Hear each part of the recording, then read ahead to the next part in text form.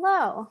So we wanted to hold this COVID-19 session today because we know that we are all living in a really unique time in our world, and especially as it relates to plans regarding travel, whether that's personal or academic. We know many of you probably have had travel plans that have had to be put on hold or rearranged over the past year. So we wanted to give you some information on what we know at this time regarding the study abroad programs that we're planning to run from summer 2021 through spring 2022, and just some tips that we have so you can plan accordingly. Because study abroad is something that you have to plan about 6 to 9 months in advance, is something we always say. It does create some unique challenges when you're living in a time like we are that planning is just a little bit more difficult to do. So we want to give you some guidance on how to best plan and really to know what to look for going forward over this next year in the application process. So first of all, just a reminder that this information that I'm giving you today is accurate as of the time of posting. But because the COVID-19 pandemic is a really fluid situation, as you know, probably you've all experienced in your own lives as well, there could be changes to things that I say after today. So just keep that in mind. So first thing that we want to say regarding our programs more than anything is that we do plan to run them. So programs that are beginning in summer 2021 forward, so this would include fall 2021, spring 2022, and the year programs that would span from fall to spring of that year. They are all planned to move forward as normal. We're taking applications just like we normally would. The process should feel very similar to if you've ever applied to study abroad previously with our office. And we do feel optimistic that hopefully these programs will be able to run, which is why we're moving forward. And yeah, so one of the benefits that we've seen in the fact that you do have to plan so far ahead, you know, that we're already talking about over a year from now for some of these, is that, you know, hopefully by the time you're leaving to go on these programs, whether it's this summer or next school year, the world will look a little bit different than it does right now when you're watching this. And you'll be able to go on the program and have a great time just like you intend to. That being said, we are, of course, going to continue to monitor the situation because above all, as much as we want everything to be great, we value the safety of our students, of our staff, of our faculty more than anything. And so we need to make sure that if we are sending you abroad, that we're sending you to someplace that we feel safe about and the situation that we feel safe about. And we've been monitoring COVID, honestly, since January 2020 was when we had our first program changes in China for our spring 2020 programs. And we'll continue to do so. Once you've actually signed up for a program, regardless of which program it is, if it's through our office, we will continue to keep you updated with any adjustments that take place. And you're also always able to contact our office directly to talk to your study abroad advisor. So we have different advisors that are based on where you're going and which program you're going on. So you can check in anytime that you want, but just know that they'll be reaching out to you throughout the year with any updates that they have. So just for reference, because the question we have been getting a lot is my program going to run? When will I know if my program is going to run? And we know that it's kind of the $1 million question. Everyone wants to know the answer to that. We don't know those answers exactly, but I can give you an idea of how the last year has looked. So you have a reference point for that. So for programs that were planned to go in summer 2020, they were suspended around the start of spring quarter. Programs that were supposed to go in fall of 2020 were suspended around May, end of May. And then programs that were for winter quarter and spring semester, so programs that started in January or so of 2021, were decided to be suspended in late August. So if you're applying to one of those terms just a year later, I would use those kind of timelines as a reference point to know when you should have any kind of larger decision about your program. Obviously things can be made sooner than that, but I think that would be like any big decisions would be made around that time. So if, you know, that just to keep that in mind, I think is helpful to not just be wondering all the time. It really is because it's a balance, I think, of we want our programs to run and we want to give everything the best chance to, so we want to wait as long as we can. But at the same time, we also have to take your safety into consideration. And we also want to take into consideration the fact that you have other plans that you might need to make. You have academic goals and you have things that you need to make sure happen and get done throughout the year. So it's kind of a balance of pushing it off as long as you can, but also making a decision soon enough that you're able to know kind of how your year is going to look. But really, at this point in fall quarter, there's not going to be any larger decisions made for quite some time, probably early spring at the very earliest for any of our programs. But there's a couple things we do want to reassure you on that you can feel good about applying, so you can feel safe moving forward. Is that so? One of them, I guess, there's a couple of them. One of them is that many of our programs don't have any sort of withdrawal fees or anything like that for a certain period of time, and it's usually a pretty long period of time. Often you can submit an application and be fully applied, but decide at a later date that it's not the best time to go for you, and canceling won't cost you anything or anything more. This would include all of our UCAP programs during the school year, among others. So that's a pretty big, broad array of the programs that we offer. But we would say if you're looking at a specific program, regardless of what it is, check in with our office, check in with your study abroad advisor, and ask how that specific program would work if this is a concern for you, and they can let you know specifically for that program what any sort of withdrawal would look like and at what point, and if any money would be kind of on the line.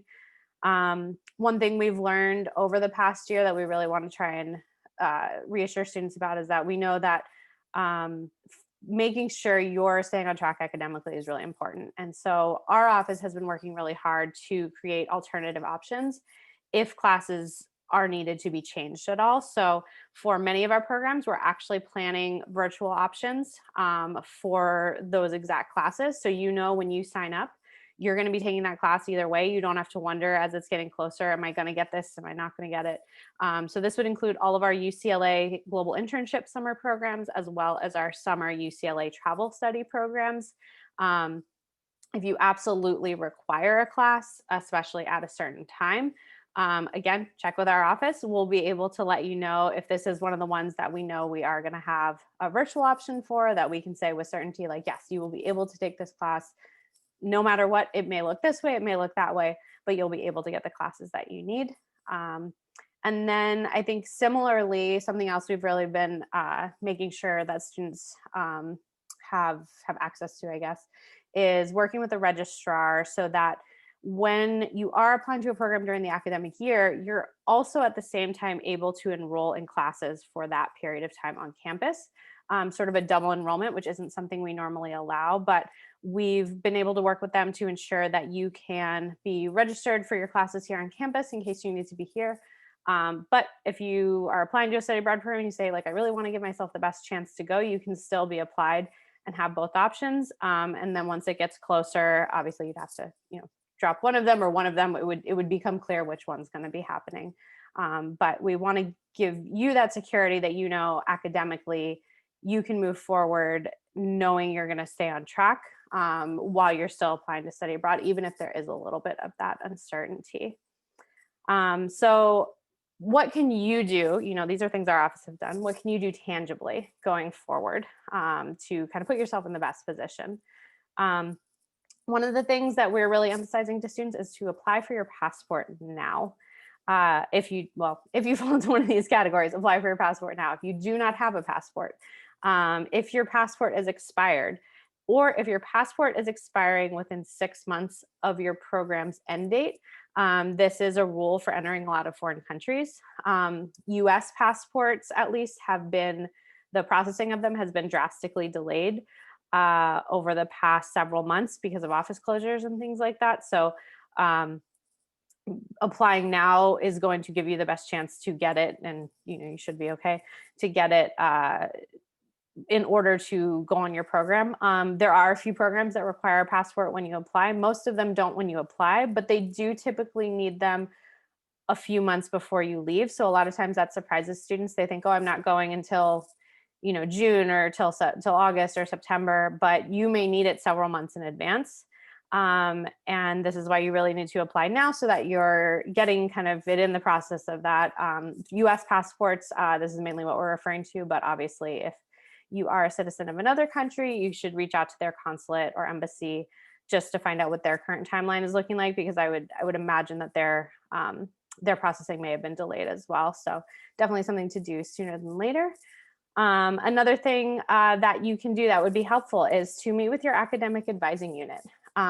This would be an office like AAP, honors, college academic counseling.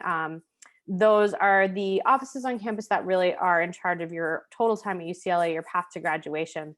And they can help sit down with you or on Zoom with you to come up with a plan of the best study abroad programs to be doing, the best options to be looking at, and using that information in conjunction with our office about, which ones you feel, good about being, this one's going to be offered virtually. I know I can get this class. This one, maybe I'm not quite sure, but I'm, a little more flexible with this. They can kind of help you plan out what paths you can do going forward, and then be able to apply to the best fit program for you. And then the last thing that we really recommend is coming up with your plan. And really, this isn't so much something with our office in terms of application submissions or anything like that. It's really something for your personal sake. And one thing that I've found both personally and professionally during the pandemic in regards to this is that it really does help to continue to be flexible. It's a really tough time to be living in for so many reasons. We all want to be able to make specific plans, and some things, really demand that when it's, applying for something and turning in applications. But I think something for me personally that living through this COVID time has taught me, and I'm sure many of you have experienced as well, is the need to remain flexible with these plans and having, different versions of your plans even. So this may mean the classes that you're going to take may look a little different. The location may be adjusted, or even the time of when you're going on the program might change. Sometimes our first plans work out and that's great. And sometimes maybe it's not even our first, second, third. It's just this, or this. But I think in reality, our office or any study abroad office isn't necessarily going to know exactly what these programs are going to look like until, like I said, probably the beginning of spring quarter at the earliest. And that would be for summer programs or even later for programs after that. But I think in the same way that many of you have probably had to make these adjustments over the last year, whether you're at UCLA and community college or even, your senior year of high school, knowing that you're set in one of your options that you have kind of put out for yourself helps process it a little bit easier than if you just have one rigid, this is what I'm doing. So if you say, okay, this is how I'm going to plan to do this, but it might be this way. It also might be this way. And it also might be this way. And all of these are good options and all of them are great. And I feel okay about all of them. As it gets closer, when it starts to become more clear or you make decisions that, you're going to go one way or the other, it's a little less jarring when you have to turn left instead of right or this way instead of that way than if, you really did just have kind of one thought in mind. And so I think if I could emphasize anything really from an emotional well-being or from a mental health well-being, I think it's important to think about all the options and how they feel and how you feel about them and to really be okay with those options. And if you're not, then maybe there's a different option. Maybe there's a different plan or a different program that's a better fit for you. But that combined with taking these tangible steps to make sure that, all of your options are going to work and you're going to be able to get your classes, I think really puts you in the best place so that when we do have more concrete answers later this year, you feel good about it because you say, yeah, that was one of the ways I figured it was one of this or this, and it's that, so I'm good to go. Obviously I think we all hope that all of our programs are going to be able to run next year, and like I said at the beginning, that is our plan. We do plan to run the 2021-22 programs as normal as possible, but we do want to make sure that you're safe, and we want to make sure that you can accomplish everything that you are looking to academically. So when you do find the path that's best for you, when you find the programs that are best for you, just know that our office really will continue to keep you updated. We have our study abroad advisors there so that you have that resource and you feel like you're being supported. And we can keep you, in the loop as much as, well, we're going to keep you in the loop, but you can contact us as much as you'd like. And if, anything changes, we'll be able to let you know. But I think just taking kind of some of this advice and some of this information moving forward, I think will help for your study abroad plans for the next school year. If you do think of any other questions, the best way to reach us, I'd say you can go to our website, which is ieo.ucla.edu. We do drop-in advising in sessions most weekdays, or Monday through Thursday mainly, but you can find that link on there, or if you'd like to just send us an email, we're always accessible by there as well. Our email is info, I-N-F-O, @ieo.ucla.edu. Hope you found this helpful and have a good day.